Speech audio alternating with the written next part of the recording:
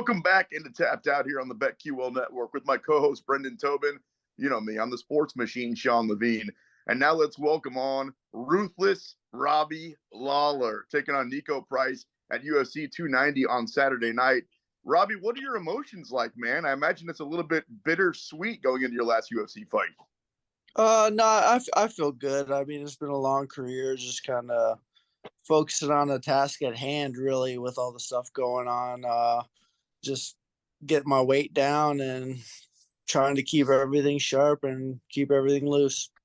How does this feel, Robbie? I mean, like, you've always been kind of a task at hand guy, but it is a bit of a celebration for you as well. Like, is that weird for you? How much are you soaking that in at all this fight week of everybody just enjoying what has been just an amazing career? Yeah, no, I'm just starting to soak it in, and at first it was kind of weird for me, obviously, but I'm coming to grips with it and appreciating it. Just growing up, I guess. I never usually let those things in because I'm just kind of like focused on what I need to do or what I have next, and never focusing on praise or any of those things. And it's an honor to get what I'm getting in my career. It's been a long journey, and it's nice that people are appreciating it. Speaking of people appreciating it, we did a segment last week on the show where we basically chose our BMF of all-time UFC fighters. Who's the baddest motherfucker ever to step into the octagon? And this guy, my co-host Brendan Tobin, had the number one overall pick, and he took you, dude. He thinks you're the baddest dude to ever step in the octagon. Before it was a thing, Robbie, dude. Before it was a thing, you know, like it was a label. Like it was obviously Robbie, like the most entertaining dude I've ever watched do this, man. Like, because you already do something crazy for a living, but I love the fact, Robbie, that other people who do what you do for a living look at you and say, no, Robbie is the baddest motherfucker that's ever stepped in there and done it. Like that. Do you that has to feel like there has to be a level of honor in that. That feels really cool that your peers even recognize that. It's kind of weird because I never really thought of it. It's nice that everyone's saying that. I just always went out there to fight. Like, this is the UFC, the ultimate fighting, and I think I always went out there and I tried to win the fight. I didn't always win. I might have lost on decision, but my goal was to win the fight, and I'd always stand up and I'd bang. Well, your fight with Rory Macdonald is going into the Hall of Fame, which is really cool. Best fight of all time. I remember when Rory had moved down to train in South Florida for a little bit. And he was at, I guess you guys at the same gym at Killcliff or whatever Sanford it was at the time. I found it crazy because I had asked him about your guys' fight, and he said you guys had never. It was at that point, 2020. You guys hadn't talked about it ever. Like you hadn't really sat down and just talked about that fight. Have you yet? Like, have you guys ever talked about having one of the all-time classics together? Have you ever had that opportunity? No, I think it's one of those things like everyone else talks about it, but we're just busy trying to be better at whatever we're doing right now. I mean, that was 8 years ago. We're just moving forward, trying to create bigger and better things. It's as soon as it's in the past, they're just kind of like, okay, yeah, this is what we do, but that's already done. Like, moving on to the next. Ruthless Robbie Lawler joining us here on Tapped Out. So we haven't even talked about your fight coming up on Saturday night versus Nico Price. Has it been tough at all to focus with all this other kind of bullshit going on in the background? No, not really, because it's just like with all my fights, it's me just focusing on myself, trying to get better and sharpen all my skills, make sure I'm in shape, hold my body together, and recover after training. That's like one of the things that I have to do at my age is I can go hard, but it's how hard can I go and then still recover for the next workout. So it's just being smart in those things. I have a lot going on, so just focusing on training, and that's it. I was going to say, what's the body feel like compared to when you first got into this game? Because I saw a side-by-side picture of you from like 15 years ago. Dog, I really can't tell the difference. Like, you kind of look the same. How do you feel? I actually feel really good.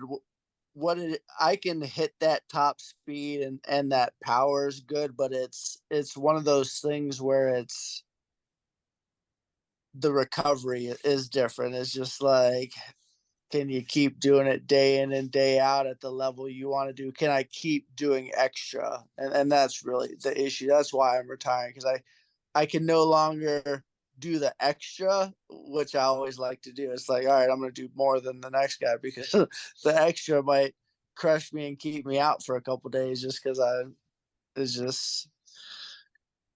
So once I retire, it's going to be nice, because I'm not going to have to recover for anything, so I can start torturing myself again. What, like, Robbie, over your career and the great training and hard work that you put in, like, what did you feel like was your secret sauce? Because you'll hear, fighters at the age, maybe they don't spar as much, maybe they, taper something back a little bit. Did you ever do that, or did you always just go like balls to the wall, always your same style, and it's just hard to keep that up? No, I did a whole bunch of different things, but one thing I did is I always kept my body healthy. I always lift weights in the off season, always kept my strength, always did that. Always went to a chiropractor, getting massages. Now I'm doing ice tubs, saunas, those types of things. And it's like, I did, when I first started fighting, there was only one way to go, and it was to go hard. And then once you realize, and then I think at some point in time, I took, I don't know, maybe a year and a half, 2 years off from sparring, and I just watched a lot and just hit pads, and then I went back into sparring. So it's just like evolving for what you need at that time. It's like you got to listen to your body, listen to your coaches, listen to the people around you, but it's a process. Not everyone's going to do it exactly the same. There's a lot of different body types, strength levels. You never know how durable different guys are, and everyone's fighting for what's best for their style, their whatever. So I always like lifting weights and keeping myself healthy, is stretching and doing those things. So I think the longevity kind of is just taking care of myself. Robbie, I'm watching a show yesterday, and somebody was asked the question, what's the moment? How are you going to remember Robbie Lawler? And the dude rattled off like 10 different fights and a bunch of different rounds. So since I have the man himself, looking back on your career, what is maybe the moment, the round, the fight that comes to mind? Like, it's kind of crazy. Like, when I try not to think about fights, but like as I go back, it's almost like all the people I've seen in the career. Maybe fans will remember certain points and this and that, but I always just remember faces, people who helped me achieve what I've achieved and helped me train, sparring partners, wrestling coaches, that type of thing. That's kind of what sports is all about, is like boosting somebody else up so that they can fulfill their dreams. And I had a lot of people helping me along the way. What do you imagine, Robbie's the plan after this? Like, do you want to be around the sport? Do you want to be left alone and be out of the sky forever? Like, what is the dream for Robbie Lawler after the UFC? Yeah, no, I'm going to coach at Killcliff FC.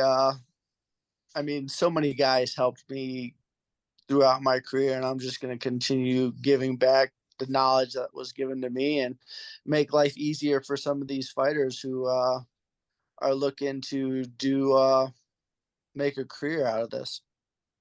Ruthless Robbie Lawler joining us ahead of his fight against Nico Price, UFC 290. So before you get out of here, after the fight, I got you on the underdog money. You give me 2-1 money on Robbie Lawler, I'll take that every single fight. That being said, when you get the microphone, you think you cry? I don't think so. You never know, but it's been a long journey. It's kind of crazy how long I've been doing this, so I try not to think of it and just moving on to the next, right? So Robbie Lawler, go ahead. I just have one, because Robbie, I'm down here in South Florida. I was curious, one thing locally. And you had done some like conditioning, strength training with Udonis Haslem before, because his career had just come to an end, had wrapped up, and I was curious if you guys had any talks about it or crossed, because two of the most badass basketball player, one of the most badass fighters, just careers ending at the same time. Yeah, it's crazy. We have a mutual friend. Udonis is the man. Met him many times. Hung out with him in Sioux Falls here and there, and yeah, he's a worker, and that's how you have careers like this. You just work and keep working and grinding and trying to perfect your craft and adapting. And obviously he was one of those guys, a grinder, and it takes mental toughness to do that for as long as we've done it. It's just who we are. Whenever I need to get pumped up, no matter what I'm doing, if I'm going into a meeting or whatever, I'll watch your third or fourth round against Rory, and I just feel so much better about my day. Robbie Lawler joining us here on Tapped Out. Congratulations on the whole career, man. We appreciate your time. Thank you very much. Thank you, Robbie.